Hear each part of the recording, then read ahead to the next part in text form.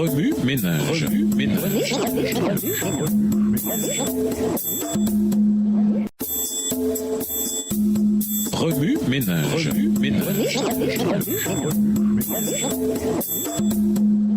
Bienvenue dans votre émission.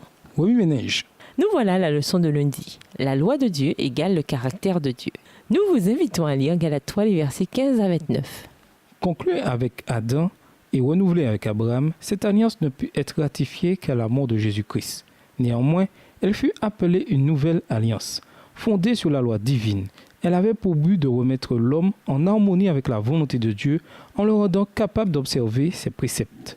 L'autre contrat, appelé les Écritures l'Ancienne Alliance, fut passé entre Dieu et Israël au Sinaï et ratifié par le sang d'un sacrifice, tandis que l'alliance avec Abraham le fut par le sang du Rédempteur.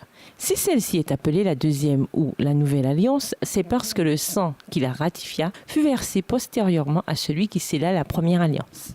Mais, demandera-t-on, si l'alliance conclue avec Abraham comprenait la promesse de la rédemption, comment expliquer qu'une autre alliance ait été plus tard contractée au Sinaï? C'est parce qu'au cours de leur servitude, les Hébreux avaient en bonne partie perdu la connaissance de Dieu et des principes renfermés dans l'alliance avec Abraham. En outre, le Seigneur voulait les amener à l'aimer, à se confier en lui et à sentir leurs besoins de son secours. Ce but fut atteint. Leur délivrance les remplit d'amour et de reconnaissance envers Dieu, comme aussi de confiance en son puissant soutien. Mais ils ne se faisaient une juste idée ni de la sainteté de Dieu, ni de la profonde perversité de leur cœur et de leur complète incapacité d'obéir par eux-mêmes à la loi divine et par conséquent de la nécessité d'un sauveur. La loi de Dieu est l'expression de son caractère. Elle a été donnée à l'humanité dès le commencement en tant que grande règle de l'obéissance.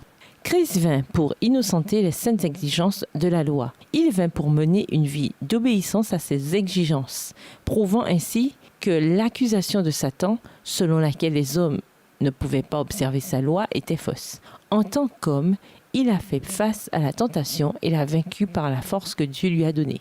Alors qu'il allait de lieu en lieu, en faisant du bien, guérissant tous ceux que Satan affligeait, il donnait à connaître aux hommes le caractère de la loi de Dieu et la nature de son service. Il atteste par sa vie que nous avons aussi la possibilité d'obéir à la loi de Dieu.